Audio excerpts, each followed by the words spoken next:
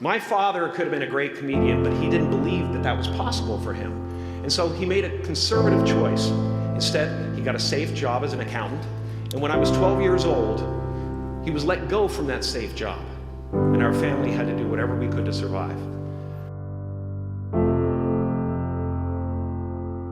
I learned many great lessons from my father, not the least of which was that you can fail at what you don't want. So you might as well take a chance on doing what you love. Now, fear is going to be a player in your life. You get to decide how much. You can spend your whole life imagining ghosts, worrying about the pathway to the future, but all there will ever be is what's happening here, and the decisions we make in this moment, which are based in either love or fear. So many of us choose our path out of fear disguised as practicality. What we really want seems impossibly out of reach and ridiculous to expect, so we never dare to ask the universe for it. I'm saying I'm the proof that you can ask the universe for it. How will you serve the world? What do they need that your talent can provide? That's all you have to figure out. As someone who's done what you're about to go and do, I can tell you from experience, the effect you have on others is the most valuable currency there is. Because everything you gain in life will rot and fall apart, and all that will be left of you is what was in your heart. I am at the top of the mountain, and I was, and the only one I hadn't freed was myself, and that's when my search for identity deepened. I wondered who I'd be without my fame. Who would I be if I said things that people didn't want to hear? Or if I defied their expectations of me? And that peace that we're after lies somewhere beyond personality, beyond the perception of others, beyond invention and disguise, even beyond effort itself. You can join the game, fight the wars, play with form all you want, but to find real peace, you have to let the armor go.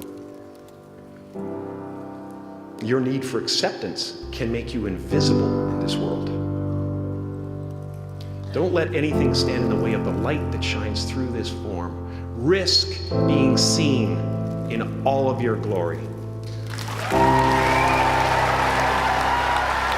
It's about picking up the light and daring to be seen. Here's the tricky part. Everyone is attracted to the light. The party host up at the top, who thinks unconsciousness is bliss and is always offering to drink from the bottles that empty you. Misery below her despises the light, can't stand when you're doing well, wishes you nothing but the worst. The Queen of Diamonds, under him, needs a king to build her house of cards. And the hollow one down bottom there will cling to your leg and say, please don't leave me behind, for I have abandoned myself. Even those who are closest to you and most in love with you, the people you love most in the world, will find clarity confronting at times. Because ultimately, we're not the avatars we create. We're not the pictures on the film stock. We are the light that shines through. All else is just smoke and mirrors, distracting, but not truly compelling. I've often said that I wished people could realize all their dreams and wealth and fame, and so that they could see that it's not where you're going to find your sense of completion. Like many of you, I was concerned about going out into the world and doing something bigger than myself, until someone smarter than myself made me realize that there is nothing bigger than myself. My soul is not contained within the limits of my body. My body is contained within the limitlessness of my soul.